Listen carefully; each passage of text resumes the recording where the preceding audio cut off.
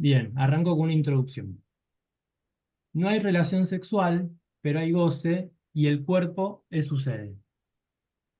Tal es el real que Lacan ciñe y que se constituye en el desarreglo fundamental e irreductible que obliga al ser hablante a inventarse sus arreglos singulares o colectivos, como vimos en alguna de las clases, siempre más o menos fallidos con ese goce. Para Lacan existe una disyunción, una no relación estructural entre los sexos. Esta falta de relación se manifiesta en que para el ser humano, a diferencia del animal, no existe ningún saber instintivo con respecto al sexo, con respecto a aquello que complementaría los sexos y que nos daría un saber hacer instituido, consistente y que orientaría al sujeto en el encuentro con el otro. En consecuencia, esa falta de relación se redobla por una disyunción entre el goce y el otro con mayúscula, en tanto lugar de la palabra. Esto implica que, para todo sujeto, el goce como tal proviene del régimen del uno, es ideal y solitario. Mientras tanto, el goce sexual se refiere al goce del cuerpo del otro sexo, y por ende tropieza con ese imposible de la no relación. En esta clase nos detendremos en los desarreglos adolescentes, ya que la adolescencia es uno de los momentos decisivos en que el sujeto choca con ese real de la no relación sexual. Como sabemos, la adolescencia como tal no es un concepto de filiación psicoanalítica, sino que es un significante del que nos servimos para designar un momento particular, una transición que depende de un tiempo lógico propio de cada uno. Por lo tanto, la adolescencia no refiere para nosotros a una etapa específica que marque un tiempo cronológico o evolutivo en la vida de un sujeto. Como en la infancia, este término adquiere para nosotros un nuevo alcance, una nueva extensión, que va a designar un modo de respuesta de los sujetos a la cuestión del goce en el cuerpo hablante. Primer punto entonces, pubertad y adolescencia, tiempos lógicos. En relación a estos tiempos lógicos, Freud, en sus tres ensayos, da cuenta no sólo del inicio de la adolescencia en términos de irrupción, de despertar, sino que también propone una cláusula de clausura de ese tiempo. Esta sería la adquisición de una meta nueva, el acto sexual.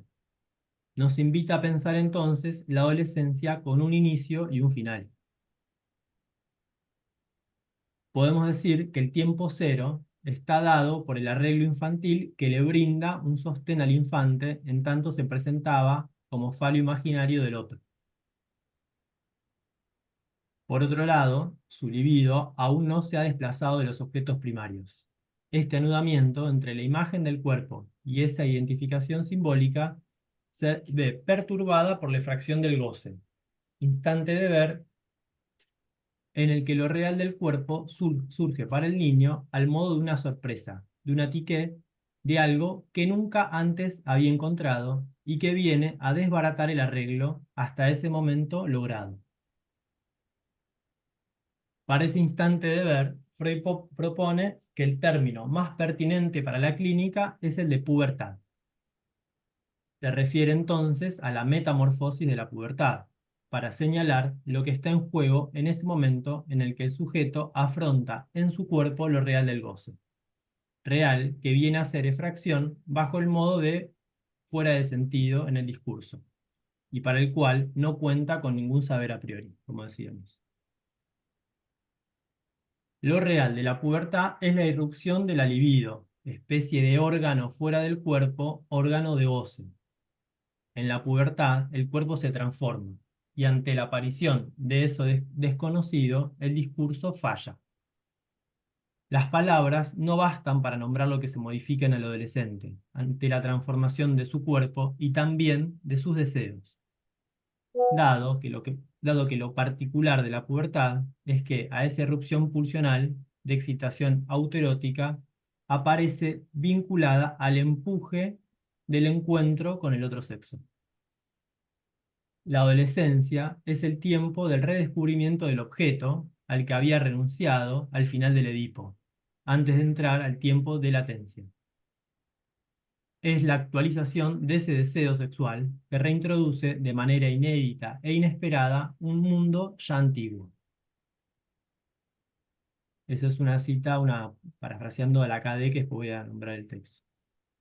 Frente a ese real, el sujeto no cuenta con ninguna respuesta ya preparada o las respuestas con las que cuenta ya no le son suficientes. Le toca a cada puber inventar su respuesta, su arreglo con esa irrupción. Es decir, que el despertar de la metamorfosis de la pubertad porta una doble dimensión traumática. Por un lado, como tropmatismo, es decir, como una irrupción de la libido, del goce en exceso en el cuerpo. Y por el otro lado, y correlativamente a esto, su dimensión de trumatismo, de encuentro con que ese despertar hace agujero en lo real. Y lo confronta con una grieta en el saber que pone en cuestión al saber del otro. Lo hace chocar con un imposible, un nuevo, real, indecible. Este instante de ver de la pubertad significa entonces un impas con el goce que hace de su cuerpo sede de un extraño sufrimiento. Es un momento en el que la angustia, el desarreglo, el hastío y la soledad y la vergüenza, así como la agresividad, ocupan el primer plano de la escena. Algunas cosas las veíamos en el videíto. Frente a este desarreglo, se abre el tiempo de la adolescencia como posible tiempo de comprender, en el que los jóvenes deberán inventar posibles respuestas. Es por esto que distintos autores, como Stevens, Lacaze también, ¿no?, plantean a la adolescencia como la respuesta sintomática posible, aunque siempre imperfecta, que cada joven arma respecto a lo imposible de la relación sexual. Corresponde a la manera en que un sujeto se las arregla con el reencuentro del deseo sexual y busca un saber hacer con él. El tiempo de concluir estaría dado para Freud por el cambio de estatus, del goce, por el pasaje del autoerotismo al goce de un objeto exterior. Sería la transición del goce autoerótico a la satisfacción copulatoria. Como planteamos anteriormente, Lacan sostiene que el goce es esencialmente autoerótico y califica a este pasaje como una ilusión freudiana, ya que nunca se goza más que del propio cuerpo o del fantasma, y que esta ilusión desemboca en una mitología de la pareja perfecta, donde se corresponden los sexos y hay complementariedad. Sin embargo, podemos proponer con Lacan que el momento de concluir de la adolescencia estaría dado por lo que él nombra como una persona mayor. Serían aquellos sujetos que están en posición de responder por su goce. Aquellos que a partir de un síntoma singular hayan podido arribar a un nuevo arreglo entre el cuerpo, el goce y el sentido. Sabemos también del escepticismo de Lacan en torno a la posibilidad de encontrar estas personas mayores, cuestión que se agudiza en nuestra época actual, en la que pareciera que se intenta promover una adolescencia sin fin. Como sostiene Guillermo López, la adolescencia hoy parece extenderse como un tiempo para comprender que no alcanza nunca su punto de capitón. Esto está en el libro de Guillermo López, Adolescencia. Él deriva esta perpetuación de la adolescencia de la dificultad en los adolescentes de hoy de contar con un fantasma consistente que les permita orientarse. El desfallecimiento del padre se traduce hoy en una vacilación cada vez más común del fantasma. Esta es la perpetuación de la adolescencia, lo veíamos de manera muy humorística en el video. Siguiente punto, los sufrimientos modernos. Como hemos trabajado en las clases anteriores, particularmente en la clase anterior, ¿no?, literalidad, nuestra época está asignada por el declive del orden simbólico y el ascenso al cenit social del objeto A. Este contexto es especialmente relevante, ya que Jacques Alain Miller sostiene que justamente es sobre los adolescentes que se hace sentir con mayor intensidad los efectos del orden simbólico en mutación. En los sufrimientos modernos del adolescente, Philippe Lacaze ubica que, aunque si bien es por estructura que hay una carencia del lenguaje, un agujero en el saber para tratar el goce, las consecuencias no son las mismas cuando existe un orden simbólico consistente que sirva de respaldo o cuando éste está reducido a una cierta precariedad, como sucede en nuestra época. Es por eso que este orden simbólico en declive deja a los sujetos adolescentes cada vez más atrapados en lo real de su propio goce, lo que produce una subjetividad que los puede llevar a una voluntad de gozar a cualquier precio y conducirlos a lo peor. Al ya no poder confiar en la función paterna y en el peso de la palabra, el adolescente se encuentra solo, desamparado y tentado de replegarse a un modo de goce que le otorgue un lugar para existir. En estos tiempos, el adolescente se encuentra cada vez más dispuesto a asociarse a cualquier objeto gadget, objeto plus de gozar, para satisfacer su voluntad de goce, aunque sea al precio de volverse adicto a él. Es allí donde el matema de la modernidad, que Miller lo simboliza en El otro que no existe, él describe A minúscula mayor que I mayúscula del ideal. Es allí donde el matema de la modernidad, según el cual el objeto plus de goce es más fuerte que el ideal, representa esa tensión entre el A minúscula y el I mayúscula, que se pone en juego en este delicado momento de la adolescencia. La búsqueda de la identidad continúa siendo la preocupación esencial con respecto al adolescente, en la medida que, en nuestros días, tal identidad resulta cada vez menos sostenida por identificaciones ideales, pero cada vez más sostenida por estilos de vida o de goce en ruptura. Una de las salidas posibles consiste entonces en crearse su propio nombre de goce, o encarnar una posición sintomática en impas. La caída de esa función del nombre del padre precipita al sujeto en un desarreglo tal que puede querer salir de la escena del mundo, ya sea mediante una provocación o mediante un acto, y es el cuerpo del adolescente el lugar de la experiencia de la falta de saber que empuja al sujeto a despegarse de la autoridad de sus padres, a veces al precio de un acto separador. Cuando el síntoma no opera, anudando el significante y el cuerpo, el pasaje al acto, de manera paradojal, puede servir a veces de salida al impas de la relación con el otro, como solución a aquello que se experimenta como un imposible de decir.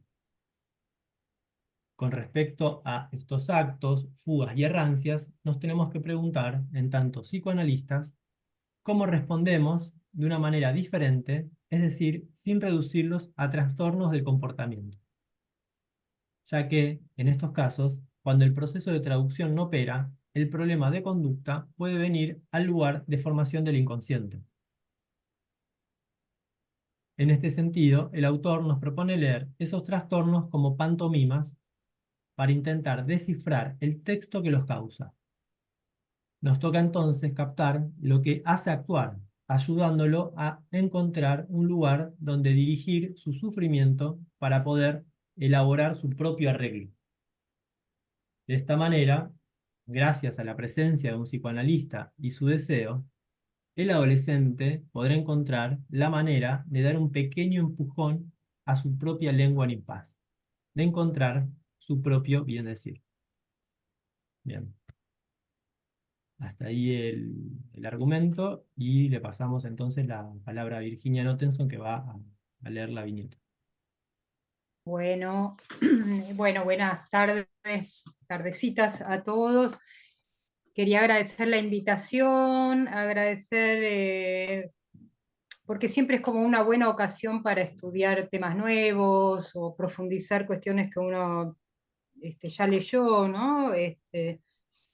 Bueno, y aparte muy contenta porque ya van varios años que venimos trabajando cuestiones ligadas a la adolescencia y también eso hace avanzar un poco la cuestión. Eh, em, No le puse título al trabajo, o sea, que se llama Desarreglos Adolescentes, como la clase. Decidí tomar el tema de la clase de hoy por el sesgo de un motivo de consulta muy frecuente a nivel de las instituciones de salud mental, como es el de los abusos sexuales.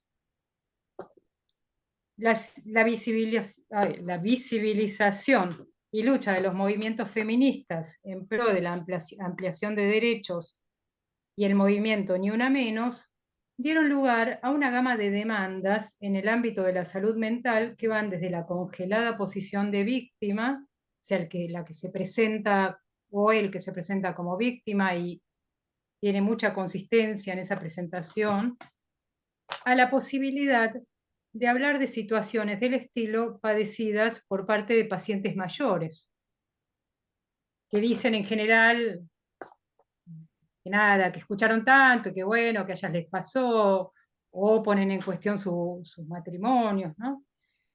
Si bien esta generalización resuena con lo que decían las primeras histéricas de Freud, síntomas subsidiarios del modelo de familia patriarcal, las de esta época tienen relación directa con la evaporación del padre, con el discurso capitalista y su empuje a gozar sin límites, y con la ausencia de un pacto simbólico, tanto a nivel social como su reproducción a nivel familiar. Miquel Bassols define la forma de la familia actual como un aparato de goce. Esto es algo que trabaja Blanca Sánchez con mucho detalle en su libro Modos de hacer familia. La familia como aparato de goce no estará ordenada como ficción según la novela familiar, como sí ocurre en la familia patriarcal y heteronormativa, sino que su lógica iría más allá del falo, ya que en ella anida el goce femenino y estará configurada según el goce que la habita. Recomiendo mucho, bueno, el libro de Blanca y el artículo este de Miquel Bassols, que realmente es muy interesante. Y en la familia patriarcal, la desfamiliarización del goce era equivalente a la operación de la adolescencia por la vía del rodeo de las condiciones de amor descritas por Freud y que Miller trabaja en su curso Los Divinos Detalles, que trabajó María Leonor Solimano en una clase, nos preguntamos cómo se desfamiliariza el goce en la familia moderna ordenada por lo real del goce. Otro de los interrogantes que me anima es a partir de la observación que hacía Freud en cuanto a la dificultad del encuentro del cuerpo a cuerpo en la adolescencia, ya que el adolescente, según decía, tenía libertad en prodigarse fantasías destinadas a no realizarse. Dificultad que Lacan nombra como prematuración en el seminario 14. Es una cita muy interesante en donde dice que el adolescente avanza de la prematuración hacia la dificultad, ¿no? Como de alguna manera explicaba recién Santiago en el argumento. En relación a esta dificultad intrínseca a la adolescencia, entonces, ¿qué pasa cuando el abuso sexual opera como una intrusión en un cuerpo infantil o puber? No todos los abusos van a constituirse en traumas. Recuerdo el caso de una adolescente que había padecido un abuso por varios años de niña y que presentaba, cuando era adolescente, momentos de aceleración cercanos a la manía que no podía explicar, respuesta de un estado de desvalimiento del sujeto. En otro caso, el nombrarse como abusada por parte de una paciente la puso en serie con otras mujeres a modo de ser sexuada. Se tratará en cada caso de conmover el modo de presentación, dándole lugar a lo testimonial, pero intentando identificar la marca de goce o la identificación que conllevan. Presentaré el fragmento de un caso en el que el abuso repetitivo padecido entra en serie con la relación estragante con la madre. Caso que resultó muy dificultoso por la tendencia al pasaje al acto presente desde el inicio. Este fue.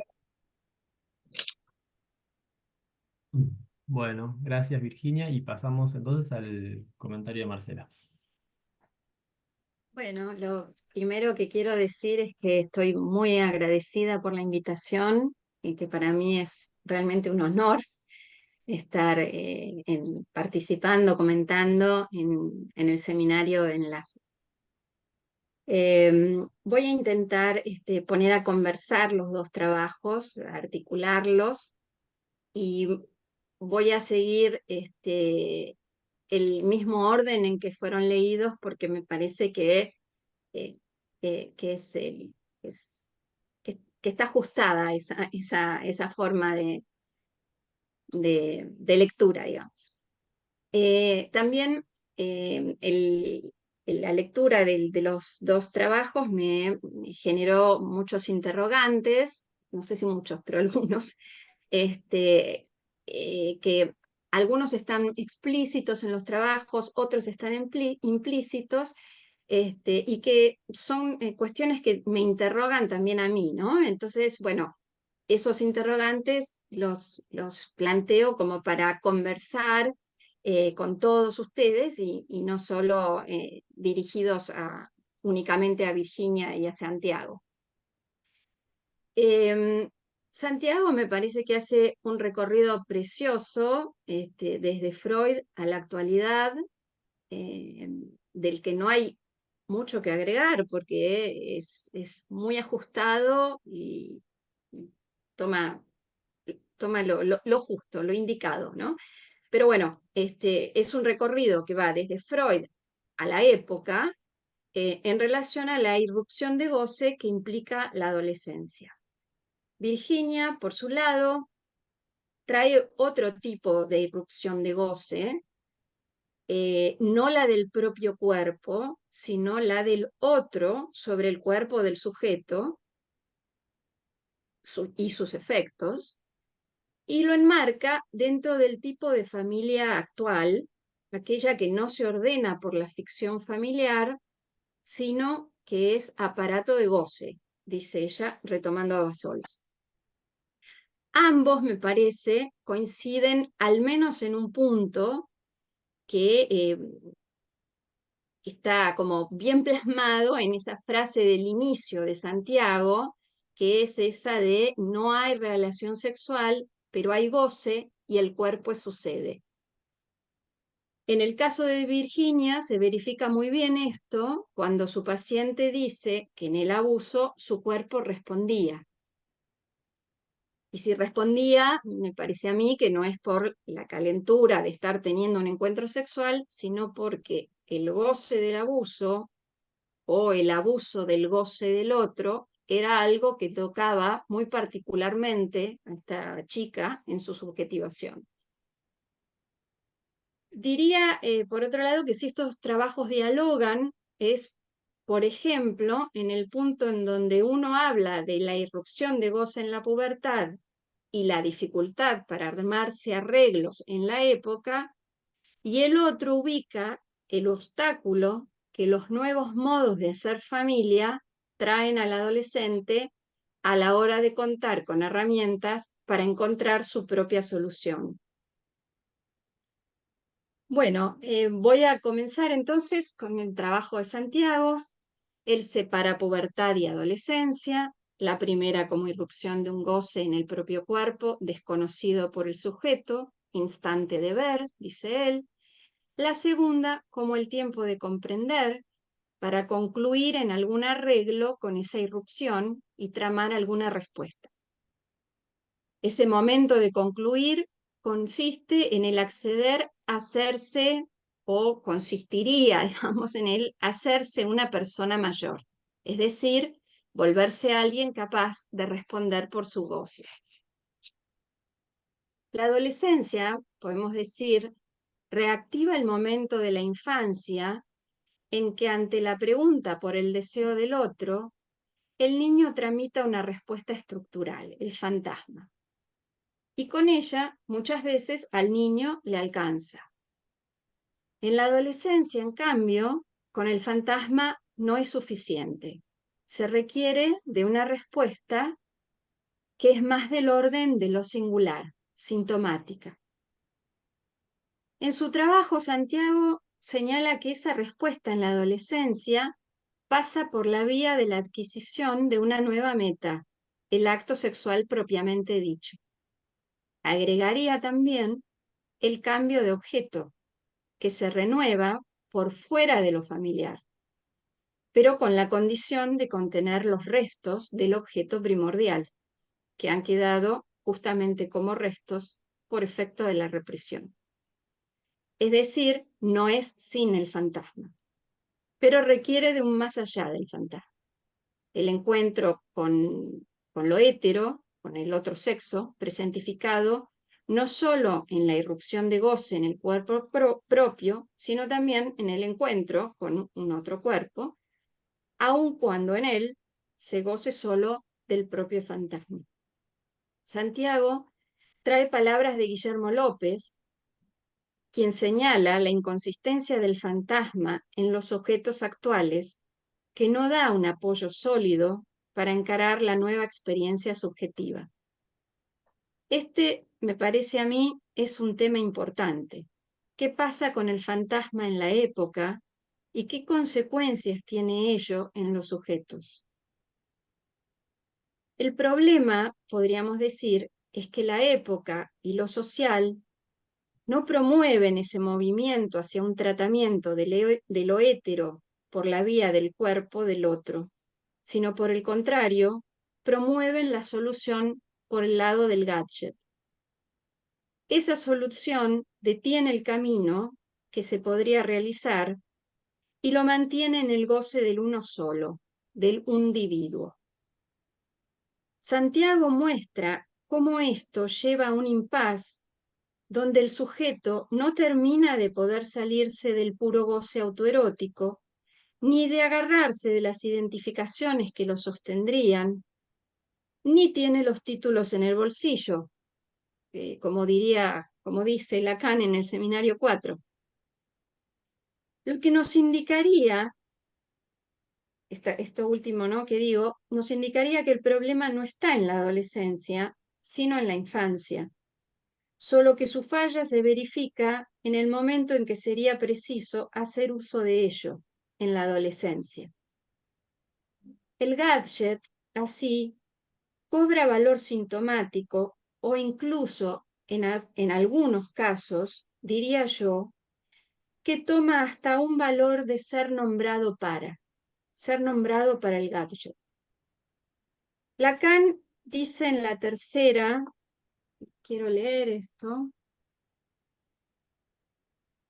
viene hablando del real de la ciencia y después habla del porvenir del psicoanálisis y dice, el porvenir del psicoanálisis es algo que depende de lo que advendrá de ese real. A saber, depende, por ejemplo, de que los gadgets verdaderamente se nos impongan, de que verdaderamente lleguemos nosotros mismos a estar animados por los gadgets.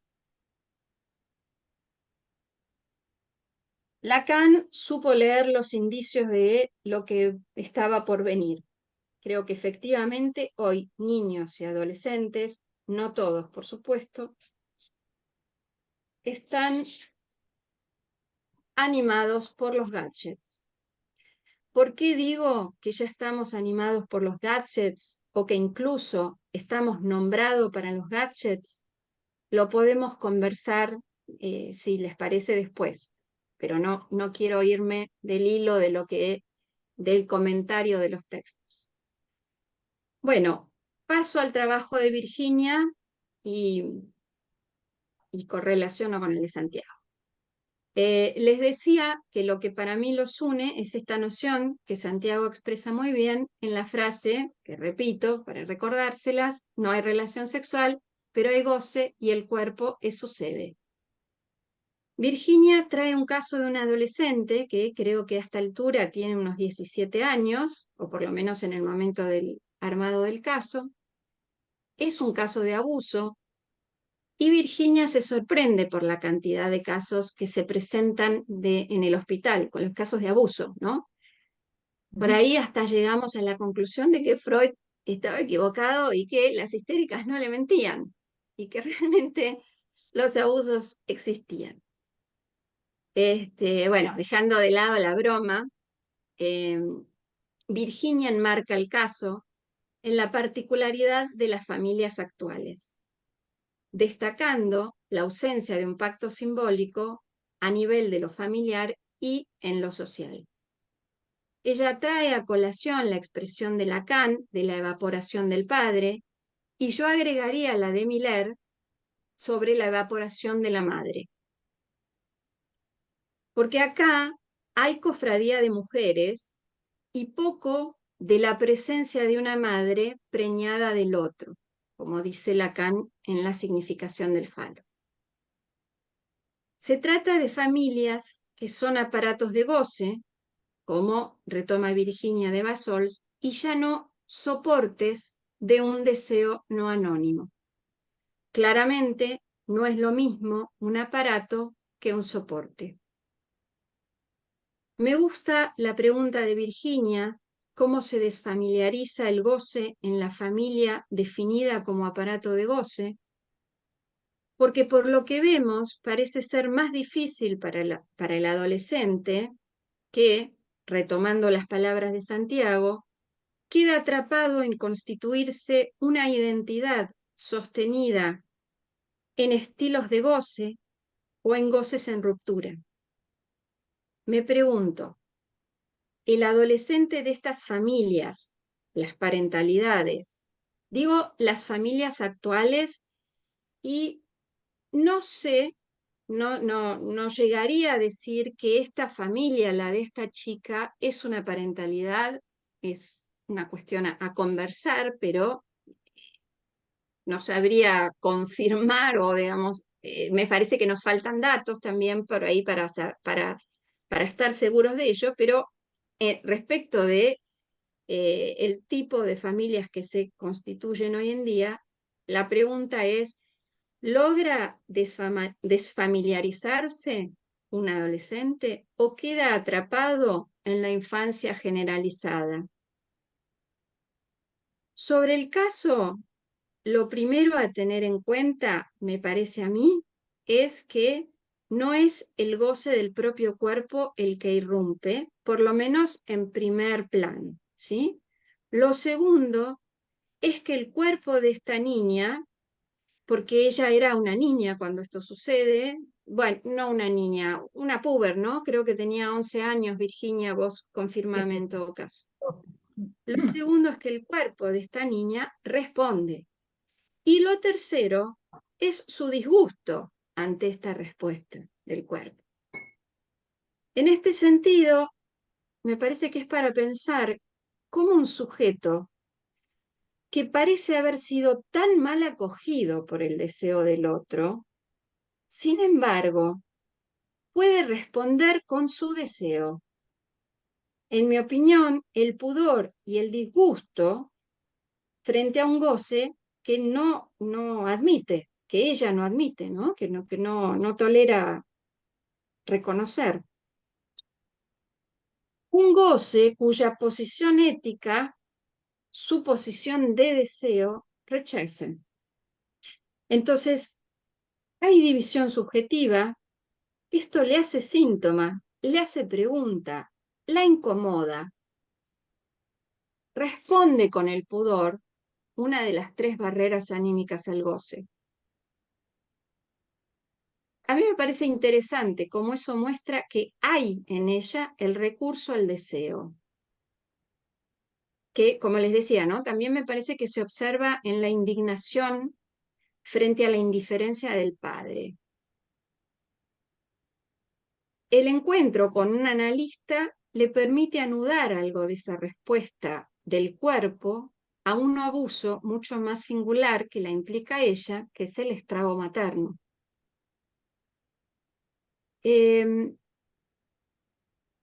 Entonces, yo me preguntaba, ¿no? Porque tenemos una adolescente que pasa de acting a acting, ¿no? Que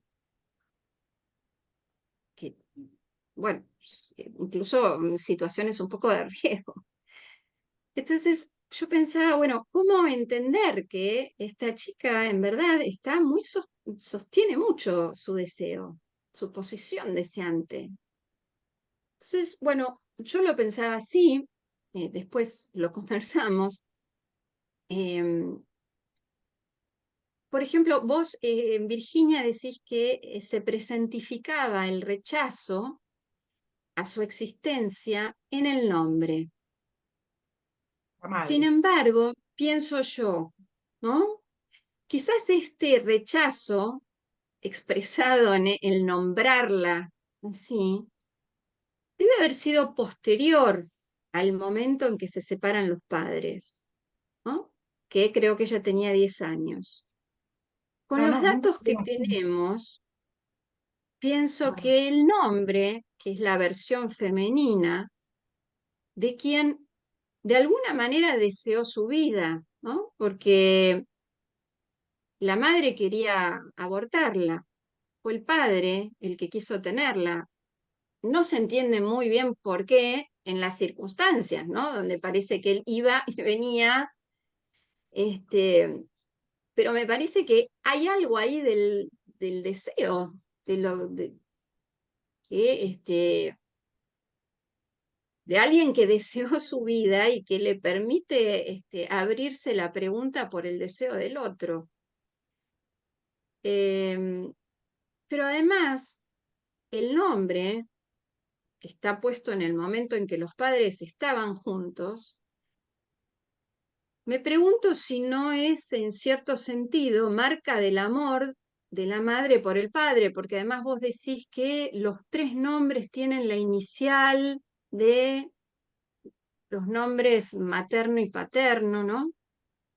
Y uno podría decir, bueno, un amor un poco loco el de esta mujer, sin duda, ¿no? Un amor quizás sin límite, sí, ¿no? Pero hay algo ahí, este, y quizás esta madre fue demasiado mujer, lo digo en hacer cualquier cosa por retener a este hombre, ¿no? Incluso tener un hijo que no quería tener, ponerle el nombre de él, en femenino.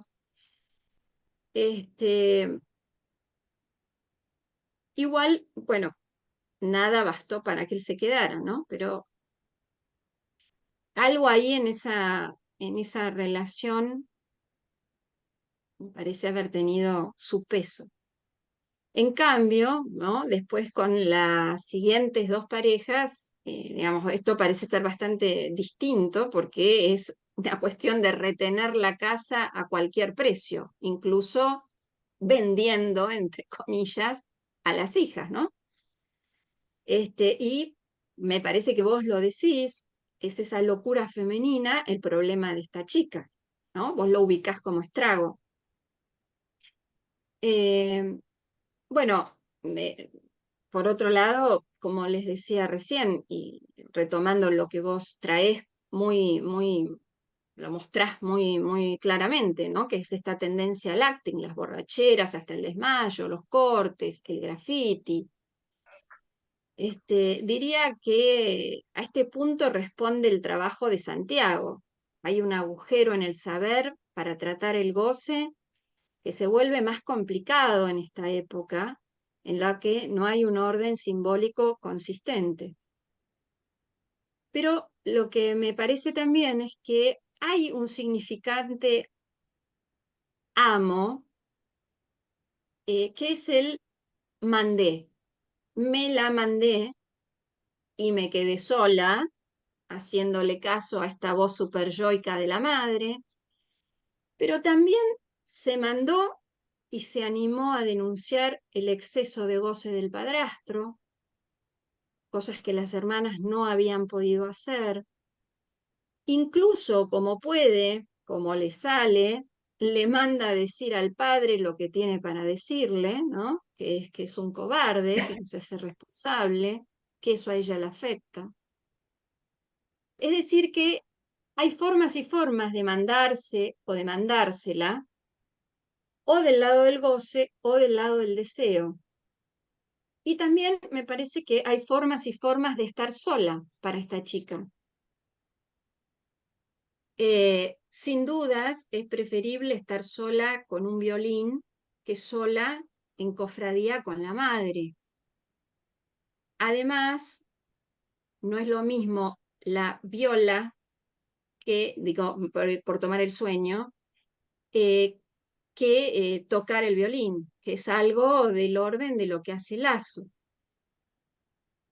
Esta adolescente me parece a mí que alcanza, a partir del análisis, ¿no?, a hacer un arreglo con su goce, un arreglo sublimatorio, que por ahora excluye al hombre, pero quién sabe, porque ella dice, el amor no es para mí, pero en este punto me parece que ella confunde el amor con el goce del abuso, y que quizás sería interesante si ella en algún momento pudiera lograr separar esto, ¿no?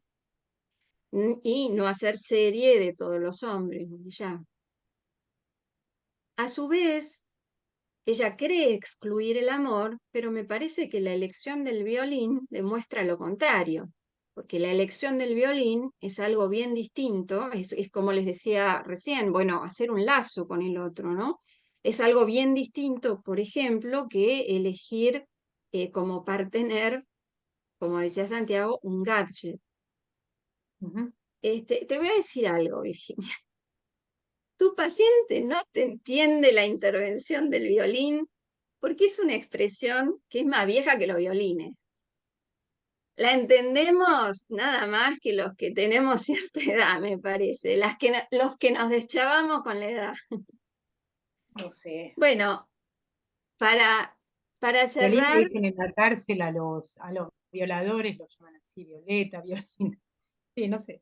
bueno, yo lo decía por guardarse, ¿no? Por irse al violín en lugar de salir Ah, a la vida, a la relación con los hombres. Pero bueno, quizás lo entendí de otra manera de como vos lo expresabas. Bueno, un poco para cerrar, un poco retomando esta cuestión de la parentalidad, me parece que la época promueve sujetos padres, lo que se llaman perennials o mapadres, ¿no? Porque no toman en verdad el lugar de padres, la función de padres. Y entonces decía que la época me parece que promueve este tipo de padres en posición de individuos donde el uno no favorece el enganche al otro. Y el efecto en los niños en los niños y en los adolescentes, me parece, es la desbrujulación, el desborde pulsional, hasta que en algún momento pueden hacer algún arreglo con el goce, que en general se ve hoy que o es muy rígido o es muy precario. Bueno, la rigidez también es precaria, pero me refiero a que es muy frágil, ¿no? Muy variable quizás. Y que se está produciendo en gran medida por la vía de sostenerse en la identidad del soy lo que digo o del soy lo que gozo. Me parece a mí que tanto en niños como en adolescentes, los que vemos en el consultorio, me parece que también mucho más los que se ven en los hospitales, están expuestos a un real directamente casi sin tratamiento por lo simbólico y lo imaginario. Me parece que hoy en día tanto niños como adolescentes están frente a un desierto, es una vida árida frente a la que se encuentran. Y que los gadgets son lo único que hoy puede regular o velar o tratar lo real. La sociedad no ofrece otra cosa. Por eso también yo hablaba de él nombrar para los gadgets.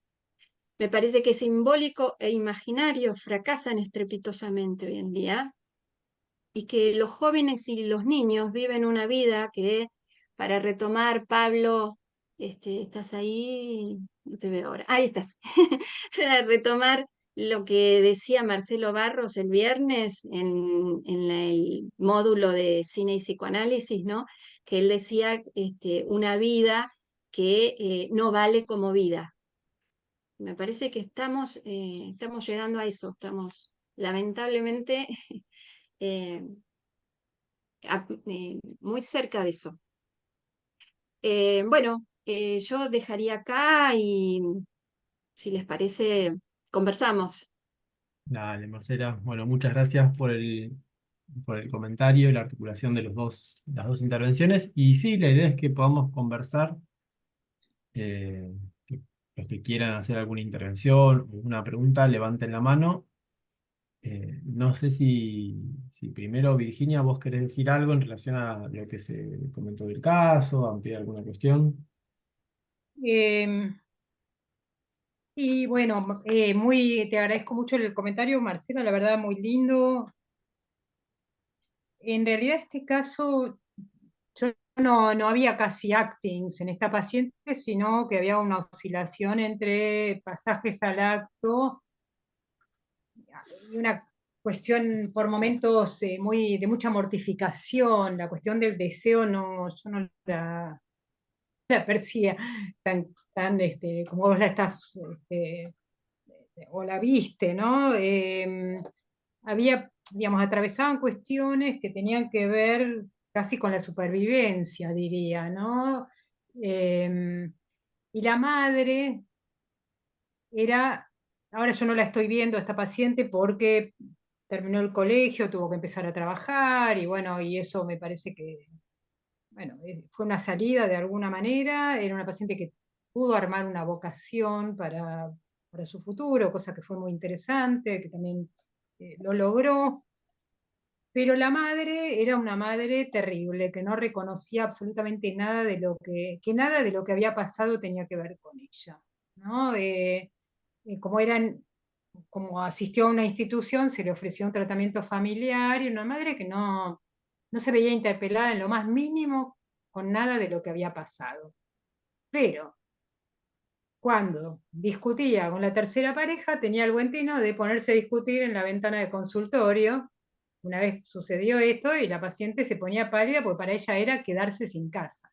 Entonces era una paciente que cargaba como con una responsabilidad del armado de la familia. Creo que eso era el efecto del nombre de este padre, que puso el nombre, pero después la dejó caer de alguna manera. Entonces, el caso estaba todo el tiempo con estas situaciones de dejar caer y de ella no encontrar un lugar. Era algo realmente muy dificultoso que existiera algo por el lado del deseo, ¿no? Creo que hacia el final algo de esto se armó más, logró algún lazo social un poco menos precario, con un poco menos de ruptura. eh, pero bueno, creo que ella cargaba sobre todo con sostener la familia, con su valentía, con haber dicho, y haberse presentado y haber hecho que se metiera en la cárcel al abusador. En relación a la intervención, a lo que vos decís de el goce en el cuerpo, que es el goce del otro, en realidad yo creo que ese es uno de los puntos más complicados, porque hay algo de la propia, en este caso coincide, digamos, la pubertad con el inicio también de la sexualidad de ella. Entonces hay algo de la irrupción de su sexualidad que conserva ese modo de gozar. O sea, queda la marca de ese goce, ¿no? Dentro del inicio de su sexualidad, y actúa como un limitante, como algo que ella conserva. En algún momento una de las intervenciones fue, bueno, pero lo dejas como único, ¿no? Porque era el único modo al que ella podía acceder, este, con los chicos con los que pudiera tener algún encuentro. Pero no era sin su goce en ese momento de grande, ¿no? Ujú. Bueno, por el momento eso. Me gustaría por ahí abrir un poco la conversación. Bien.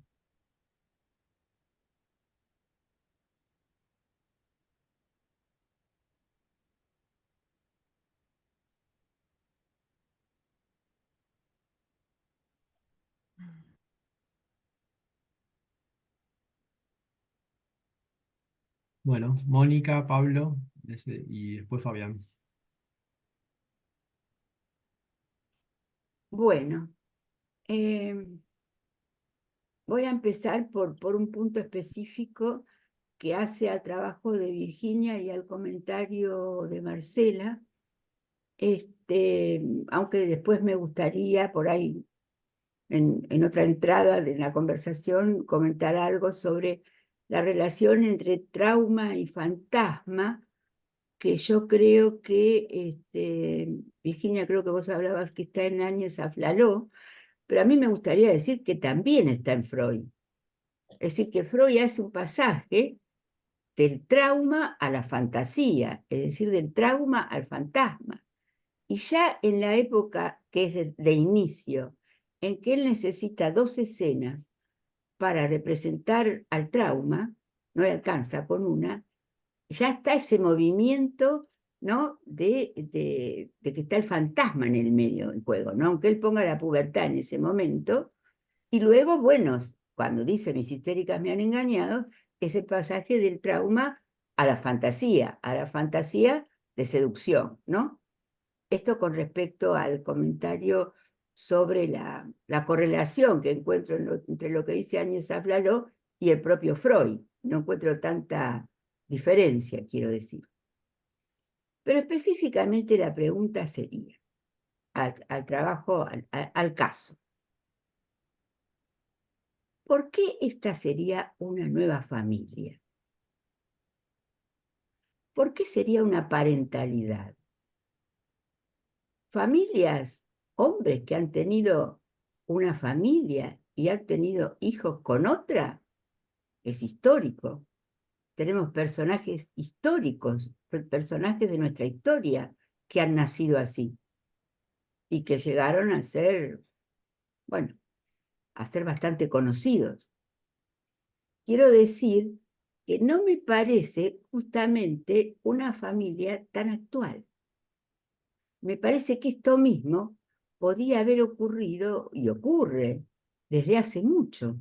Estas cuestiones de que los hombres tengan 2 familias o una familia y su amante, la familia 1 y la familia 2 podríamos llamarla, ¿no? Y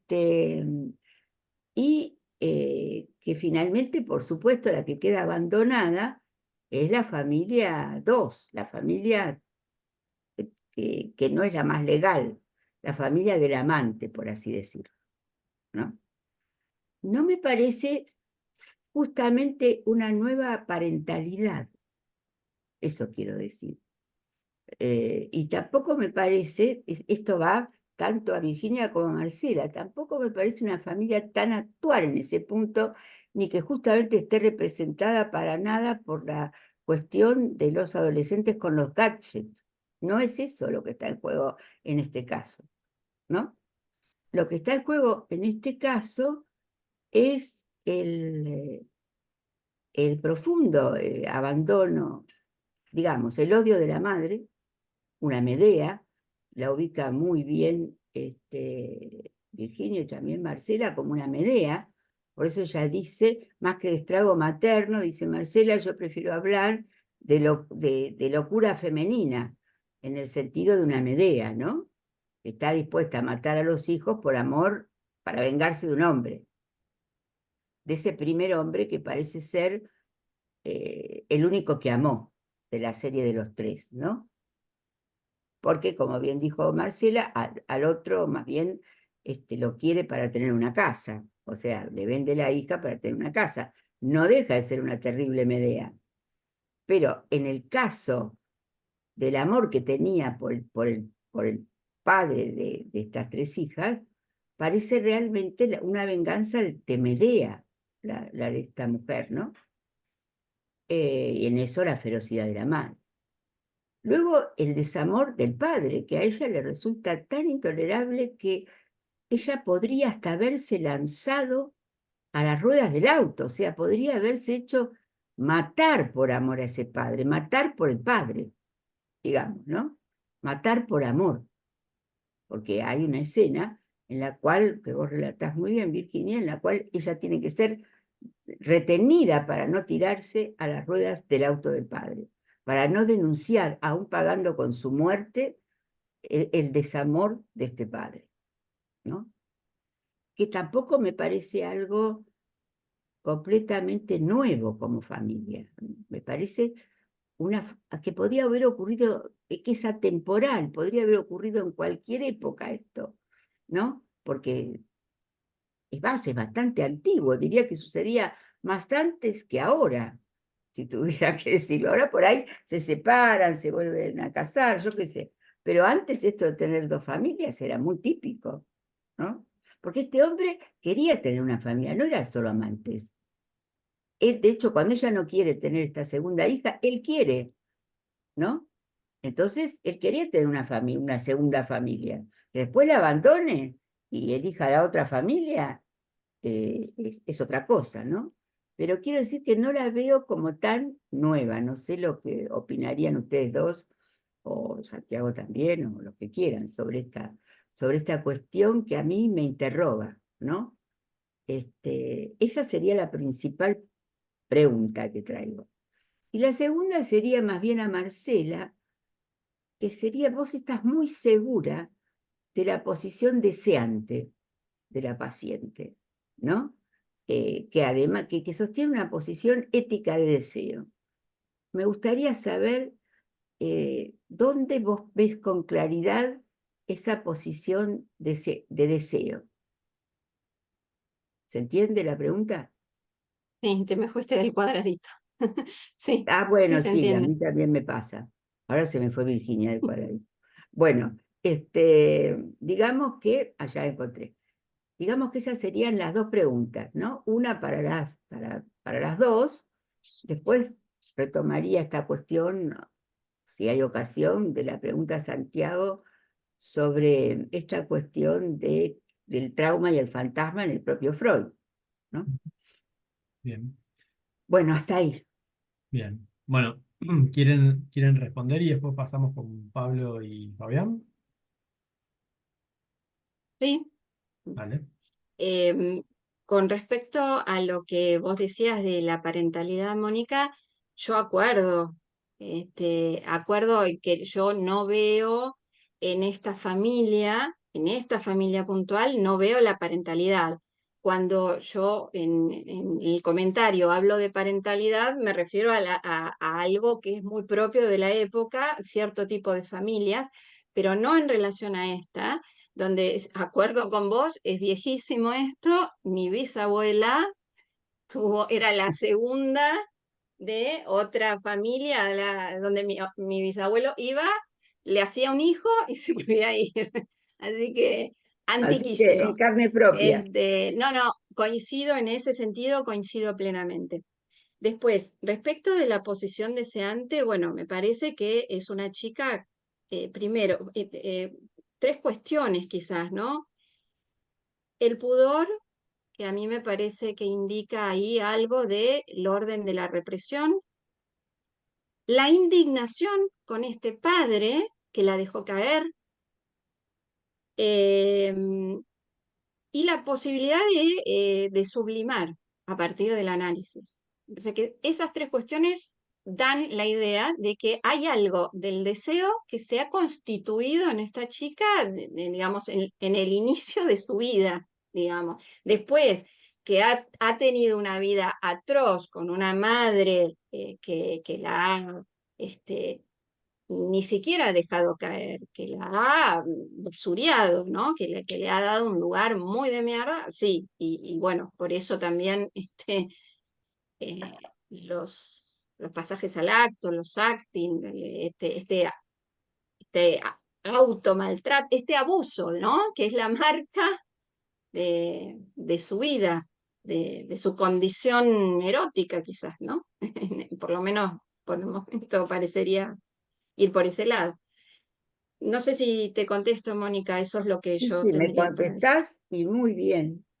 Y estoy de acuerdo con vos, yo estoy de acuerdo con vos, sobre todo porque se ve desde el comienzo en que el padre es el que quiere que ella viva y además en que el que le pone el nombre de él en femenino, ¿no?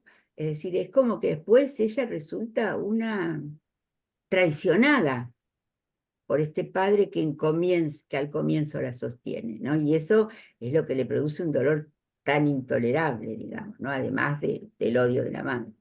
Pero sí, está muy clara tu respuesta. Gracias. Sí. Pues, que haya más intervenciones. Yo estoy de acuerdo con la figura de Medea que decías, Mónica. Y sí, también creo que hay hombres que desean hacerle un hijo a una mujer. Eso no siempre resulta en un hijo deseado, ¿no? Porque son hijos que él ha dejado caer a las tres.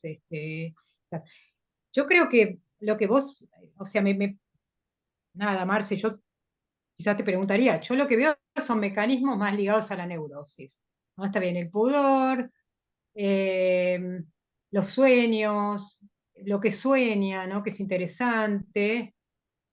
La cuestión del deseo es incipiente, corta, se la arruina enseguida, dura poco. Sí, hay algo de eso, pero bueno, de patas cortas, digamos. Bueno, Bien. nada, sigamos la Pero conversación. me, me parece que no es lo mismo que ella pueda o no pueda sostener su deseo que, que haya algo del orden del deseo como marca en su vida. Eso sí, Yo, a mí, yo lo leo así, ¿eh? No, no, quizás me ahí equivoco, sí, ¿no? ahí sí, ahí sí, Ujú. Bien. eso sí. Bueno, vamos con Pablo y Espera, después con espera, Fabián digo y una hay cosa a dos Virginia. intervenciones más. Sí, yo acuerdo con vos en que hay hombres que lo que quieren es hacerle un hijo a una mujer y eso no quiere decir que amen a ese niño, ¿no? Pero él de alguna manera la sostiene contra la idea de ella de abortar. Y quizás lo que Marcela ve, y yo un poco también lo veo, es que algo ocurre en ese tratamiento, porque ese final con el violín parece estar, no es que sea yo completamente optimista con respecto al caso, en eso estoy de acuerdo con vos, pero lo del violín es una especie de sublimación, ¿no? Es algo logrado en el análisis. Sí, Y, sí, eso sí. y ese logro, bueno, hay que darle su relevancia, me parece. Me Sí. parece. Y en Pero relación bueno, al tema de los nombres de estas tres chicas, yo pienso que justamente no hay funciones en esa familia, que no es nada moderna, no es nada moderna, estoy de acuerdo. Eh, es como un enlace rígido, en donde a las tres le ponen las mismas iniciales, las dejan congeladas en eso, pero no hay funciones, no hay una madre que sea una buena madre, que ceda en algo, ni un padre que, ¿no? Como hay algo ahí que opera como un enlace rígido que las deja, bueno, en lugar de lo que pasa en cualquier familia, frente a un registro civil que se le pone, bueno, se arma ese enlace que la estabiliza probablemente a esta mujer en algún momento Ujú. durante esos años, ¿no? A sí. la madre. Bueno, para los tres, que les agradezco mucho las presentaciones, a mí hubo un par de detalles, uno en el trabajo de Santiago y otro en el de Virginia, que me hicieron pensar algo que les quiero preguntar. Por un lado, uno podría formular lo que se ha llamado la declinación de la función paterna de un modo muy simple, diciendo que los significantes copulen no alcanza, ¿no? Es decir, y en este caso, retomando lo que decía recién Virginia, esta cópula entre padre y madre aparece incluso, ¿no? Sellada en sus nombres, pero quizá esto no alcance, ¿no? Puede haber, es decir, que tiene que haber algo más, un efecto metafórico, incluso yo diría un efecto amoroso de esa metáfora para con los hijos, para que algo de eso y si no, bueno, está el recurso al objeto de goce, al gadget, o al ser, ¿no? Al nombrar para, ser nombrado para. Entonces, los dos detalles serían, en un momento Santi habló de que podría producirse una especie de pantomima, ¿no? Santi decía, un tipo de síntoma que no anuda significante y cuerpo, y que de todos modos eso podría ser una especie de salida al impas en la relación con el otro, ¿no? Me pareció muy interesante, porque no es exactamente la definición clásica de síntoma, y hay que ver qué tipo de salida y si es verdaderamente una salida lograda de ese impas. Y por otro lado, esta idea que trae Virginia, viene de la idea de ceder no es consentir, que toma de Clotilde Leguil, y toma esta idea de fantasma traumático. Yo estoy de acuerdo con lo que dijo Mónica, pero me parece que la fórmula es interesante porque sería como un fantasma que no llega a lograr el pasaje del trauma a la fantasía, ¿no? Es decir, ¿no? Porque Virginia decía, bueno, formula de alguna manera el qué objeto soy para el otro, pero me parece que no termina de ser un recurso para tratar el trauma. Sigue siendo traumático en algún sentido, ¿no? Me parece una idea interesante, yo no la había escuchado. En ese sentido, yo lo que les preguntaría es si en esto que Marcela llamó una madre medio evaporada o la dificultad que aparece en el caso para separarla de esta madre extravagante o loca, si no vemos, si no podríamos pensar para los adolescentes de hoy, a mí me parece que me aparecen algunos casos de adolescentes nuevas presentaciones o declinaciones de un llamado al padre. Si lo que hay en esta chica es un llamado permanente al amor del padre, pero uno podría pensarlo más como una fórmula analítica, ¿no?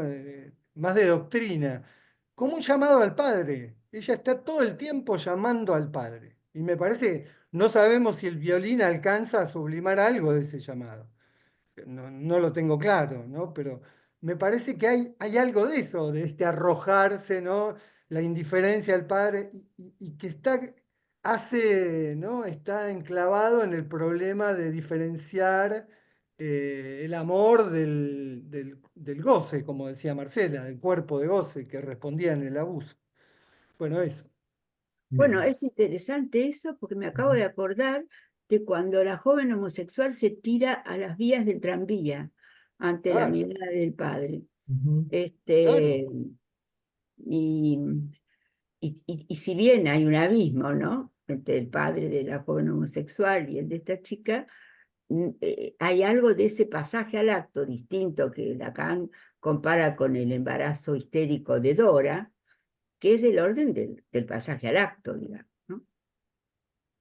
Y que por poco no se tira, pero no se tira, no llega a Ujú. tirarse. Este, y eso algo la detiene, que no creo que sea solo que la sostengan con el cuerpo, ¿no? Algo la detiene, quizás el análisis.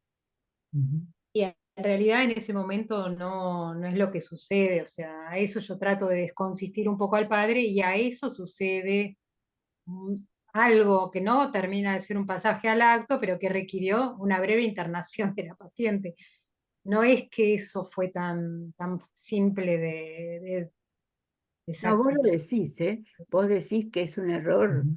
un error de cálculo en la intervención tuya, lo decís con claridad y eso es muy importante que lo digas, Yo porque creo no que no es había común. manera, no encontré la manera, no sé si había de frenarla Y ahí en ese momento. ahora pasamos a Fabián, me parece que en esta idea de la pantomima que está en el texto de Lacadé, lo que él propone me parece que es interesante en el sentido de cuando justamente no hay respuestas que pasen por el inconsciente ni nada de eso, leer esas errancias, esas fugas, ¿no? Esos pasajes al acto, para intentar cifrar más bien, cuál es el texto que las causa, ¿no?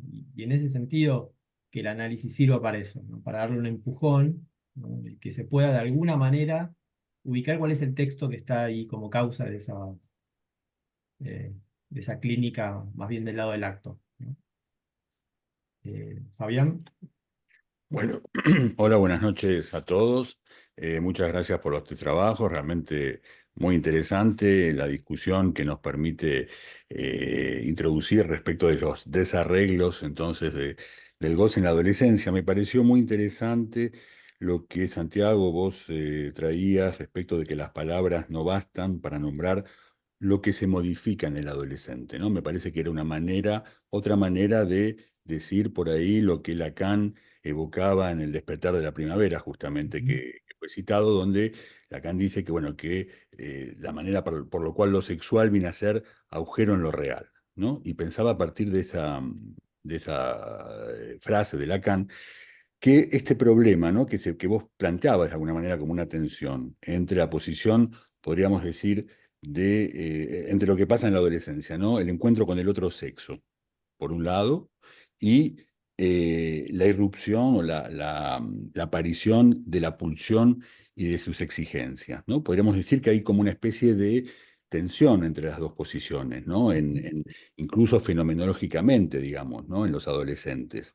Y me parece que, y me preguntaba además si efectivamente cada una de estas perspectivas abrían a una cuestión distinta para los adolescentes, ¿no? Y me parece, pero bueno, es una pregunta que quería plantear, que Lacan permite de alguna manera desanjar esta cuestión por el lado efectivamente de reenviar las dos posiciones, ¿no? La del encuentro con el otro sexo, donde, como vos decías, se goza autoeróticamente, ¿no? Y que finalmente la cuestión de la alteridad queda siempre un poco en el horizonte, digamos, ¿no? Respecto del uno del goce, ¿no? Por el adolescente y para el adulto que vendrá después, el sujeto, digamos, que vendrá después. Y por otro lado, la cuestión del traumatismo, ¿no? Del traumatismo que viene a ser agujero, digamos, ¿no? Lo sexual como viene a ser agujero. Y me parece que Lacan permite zanjar estos dos puntos por el lado efectivamente de cómo lo sexual viene a ser agujero, digamos, en lo real. Y que entonces permite, digo zanjar porque permite evitar un poco esta cuestión que Freud trae, ¿no? Que vos evocabas, muy interesante, de la cuestión de la elección de objeto como la perspectiva, digamos, como la salida a la adolescencia, ¿no? Que yo siempre lo leí desde que leo Freud, esa salida como una salida casi normativa, digamos, ¿no? Como algo que tiene que ver con un para todos de una elección de objeto que, en fin, ni la clínica misma lo verifica tampoco. Entonces, siempre me molestó un poco, ¿no? Esa idea de Freud de que me acuerdo incluso en la evolutiva, en la adolescencia, en la facultad se enseñaba eso como casi como una perspectiva claramente normativa. Entonces, me parece que justamente la salida que Lacan propone a eso es, como vos decías, por un lado, el momento de concluir me parecía muy interesante abordar la adolescencia con los tres tiempos los tiempos lógicos. El momento de concluir de la adolescencia, donde efectivamente se trata de hacerse responsable de su goce, pero yo diría también, no sé si estás de acuerdo, con una salida de la adolescencia por el lado del fantasma, finalmente, digamos, o sea, de cómo el sujeto puede resolver esta cuestión con, yo diría la reafirmación, porque el fantasma ya está constituido desde la infancia, ¿no? Pero la adolescencia como un segundo tiempo, un S2, podríamos decir, respecto de un S1, en el cual funciona la infancia, tal como Freud lo plantea, incluso en los tres ensayos, como una, digamos, reafirmación del sujeto en el fantasma.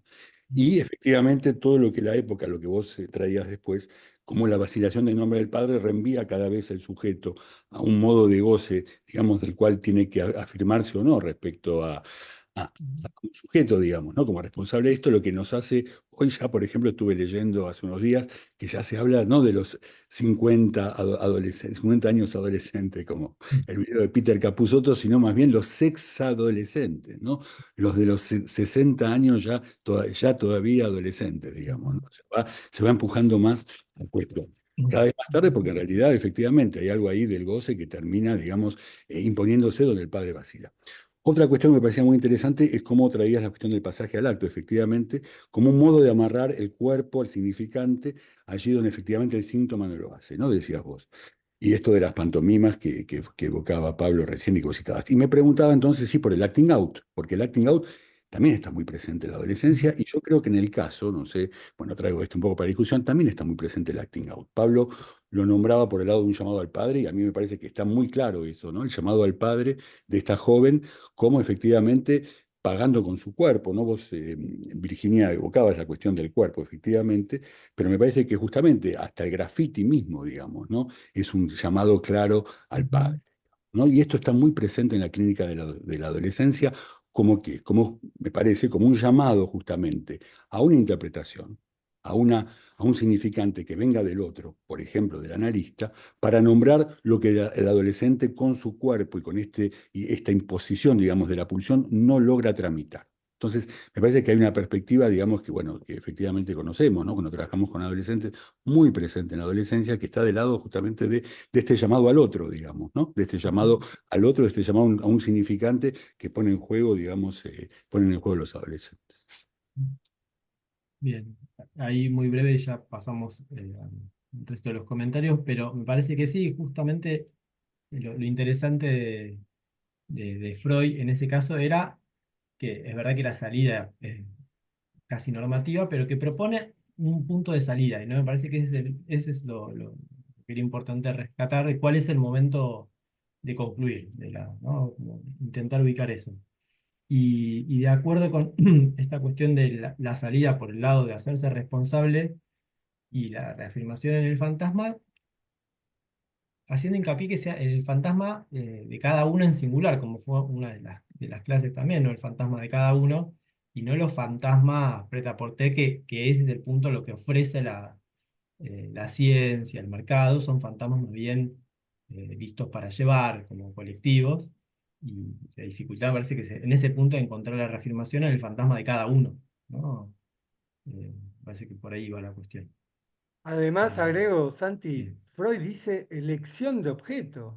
Ujú. No es cualquier cosa esa formulación, porque no es ser objeto, no es encarnar el objeto de goce, es elegir un objeto en el otro. Me parece que eso todavía tiene, será muy normativo, pero tiene algún lugar en la Ujú. clínica con los adolescentes, me parece. Ujú. Bien. Hernán o Graciela, no sé quién va a hablar. Hernán, Ahí va a hablar. está. Primero, quiero agradecerles muchísimo estas presentaciones muy enseñantes, porque dan para quedarse una semana conversando, ¿no?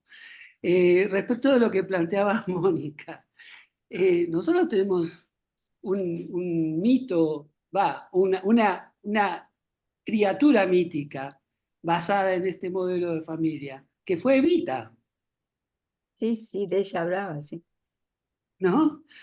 O sea, por un lado esto, por otro lado esto que señalaba Santiago, de, del fantasma prêt-à-porter en nuestra época, ¿no? O sea, como, cómo se usa, cómo se pueda usar.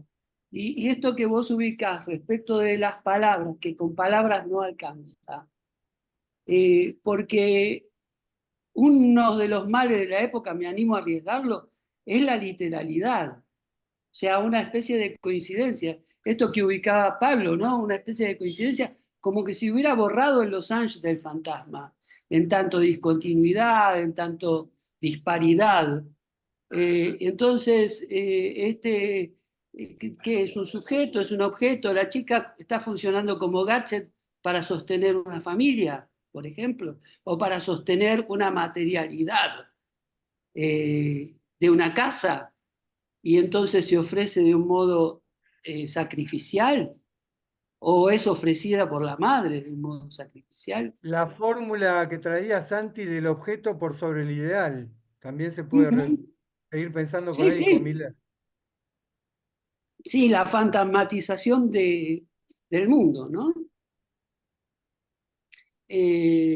Por otro lado, me pareció muy interesante esto que ubicaba Fabián de la sexadolescencia. Creo que Sinatra lo planteó en algún momento, ¿no? Eh, Porque lo que está en juego, por lo menos en este caso, en esta asunción de esta especie de S1 que podría ser el violín, como señalaba Graciela Musacci en el chat, me parece que es como un punto de partida, pero solamente se puede hacer un uso de esto en el análisis, en transferencia. Me parece que esta cosa que decía Sartre, ¿no? No importa lo que te han hecho, sino lo que haces con eso. Me parece que ese hacer con eso solamente en este caso está posibilitado por las maniobras con errores de cálculos que todos los tenemos, sobre todo los que trabajamos con niños y adolescentes. Pero me parece que es importante que había ahí una situación transferencial que posibilitó que esto pudiera tomarse. ¿Mm? Y por último quería agradecerle a Marcela Chiste, porque si no pudiéramos tomarnos en chiste esto de que Freud mentía cuando decía que las histéricas mentían, no estaríamos hablando de fantasma ni de realidad psíquica, ¿no?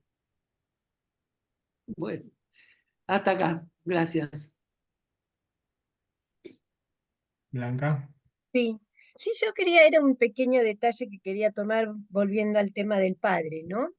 Porque es cierto que Lacan decía que no es lo mismo nacer deseado que no deseado, no es lo mismo ser hijo de unos padres que de los del vecino, y es importante la marca que quedó para ella del que el padre le haya puesto su nombre transformado en femenino.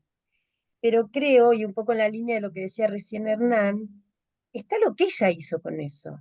Parece que el punto más allá, digo, porque si no nos vamos a quedar, y nos podemos quedar enredados en que si la desearon, no la desearon, y cómo la desearon, y si le marcaron, no le marcaron.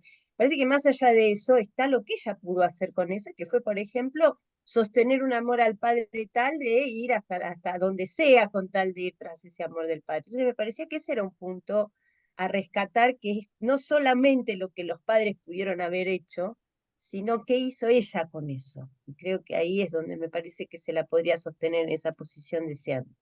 Y lo otro que, bueno, este juego de palabras que se armó con viola, ¿no? La viola, que creo que sin mal no recuerdo es un significante de un sueño también, y el violín, porque efectivamente ella no pudo escuchar ese doble sentido que le traía Virginia, y quizás estuvo bueno que no lo escuche, ¿no? Como para salir un poco de todo ese circuito infernal y escuchar y armar ahí otra cosa, ¿no? Me parece que estuvo bueno que ella no pesque esa pregunta tuya en el sentido de violín, ¿no?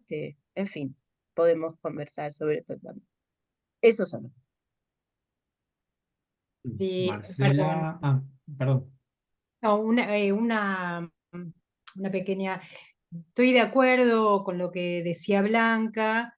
Es muy interesante que tiempo después de este pasaje al acto que no se concreta, el graffiti que ella logra que se pinte en el auto, no pone ella el cuerpo. Le pide al novio de la hija, le pide a un chico que lo haga por ella, con lo cual ya empieza a distanciarse. Y después, cuando ella, digamos, más adelante, sigue mandándoselas, pero un día cae con el pelo totalmente corto y me cuenta que tuvo uno de esos ataques en donde anteriormente se hubiera cortado los brazos, etcétera, etcétera, se había cortado el pelo, pero que había acudido a la pareja de la madre, que tenía un amigo peluquero y que enseguida la llevó con el peluquero e hizo de ese desastre que ya se había hecho un lindo corte, ¿no? Como que hay algo de eso. Y sí, lo del último equívoco me pareció fantástico que ella no lo tomara, pero para nada. Me pareció maravilloso. Bueno, Sí, Marce. Marcela Guzmán. Ah, sí, hola. Sí, no, quería ver, cuando hablaron, me pareció de voluntad de ser persona mayor, en tanto ser responsable de su goce.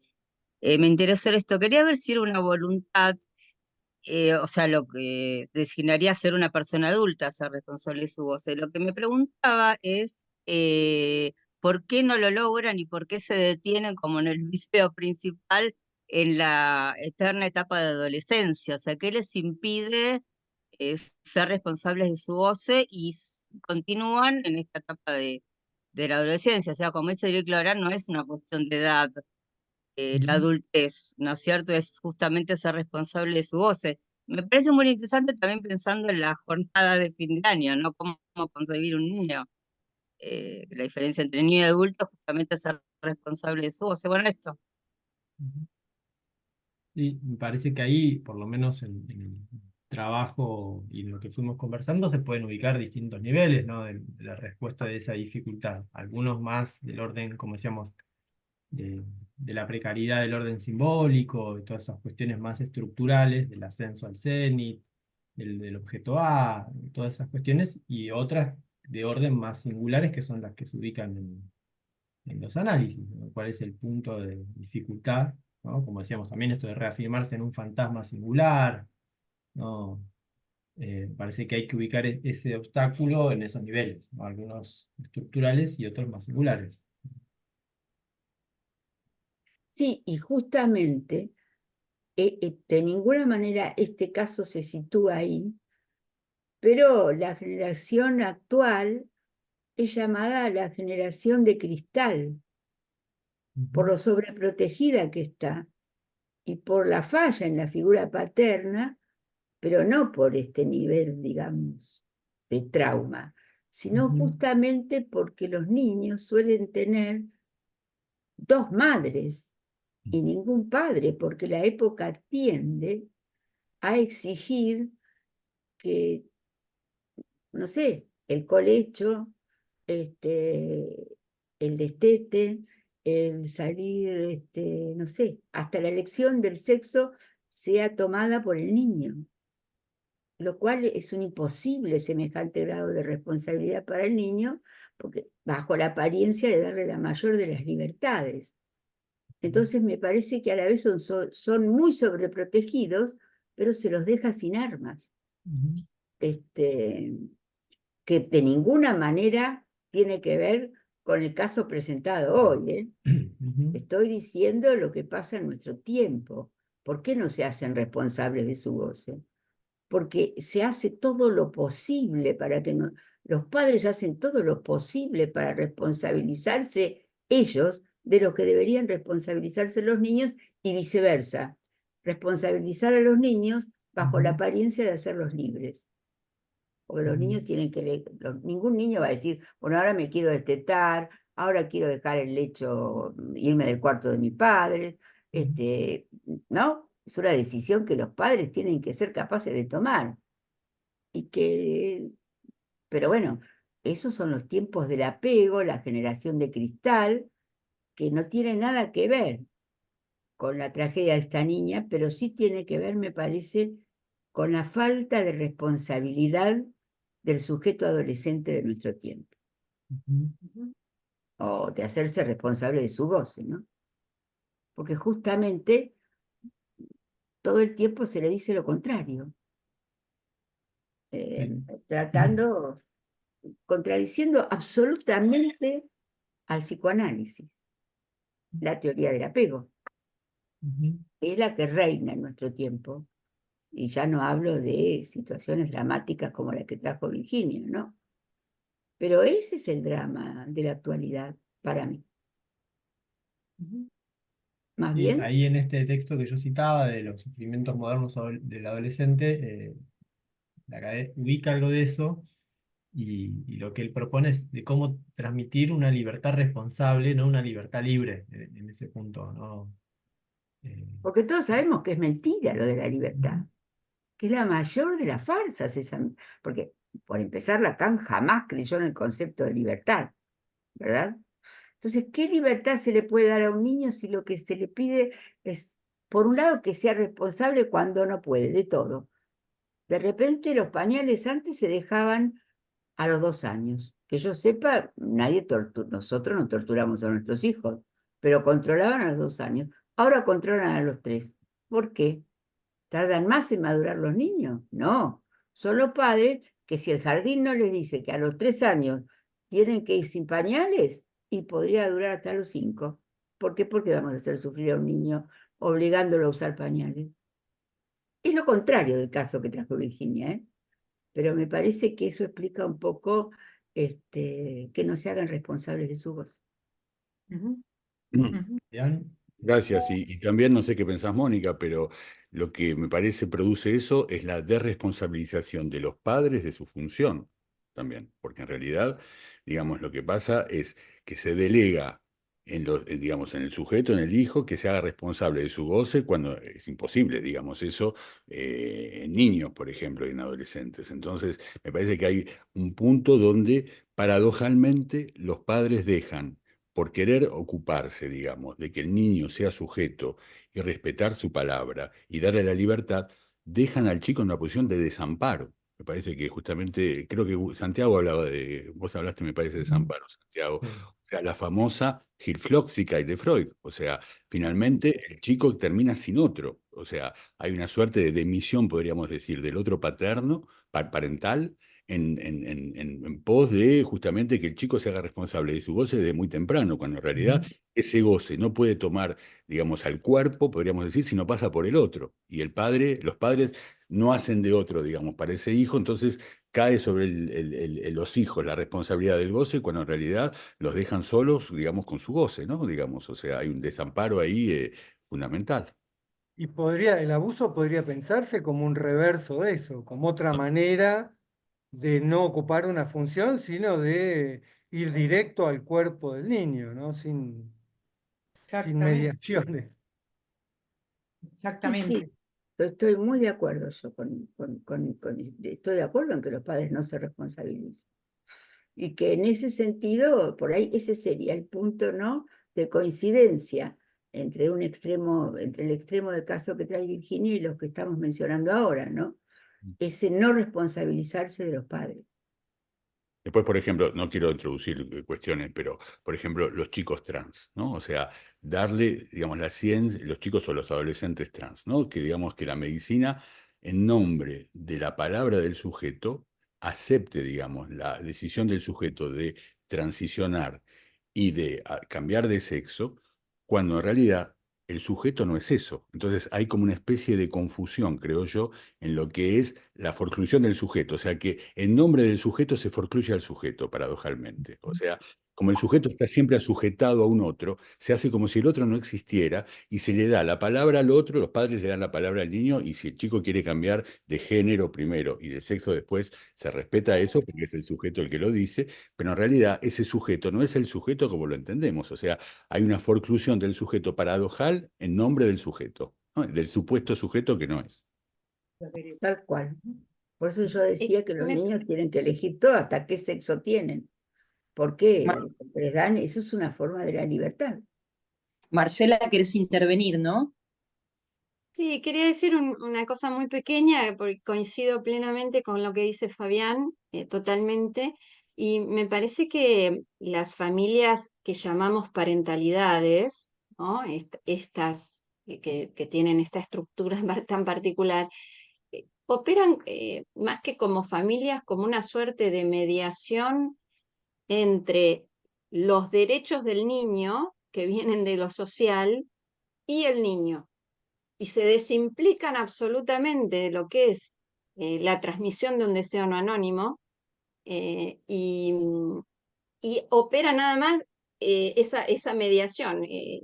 Están al servicio de que se realicen o que se lleven adelante, digamos, muy cuidando, en cierto sentido, de que no se introduzca la autoridad, ¿no? La autoridad del nombre del padre, por decirlo. ¿No? Me parece a mí eso, simplemente esa acotación.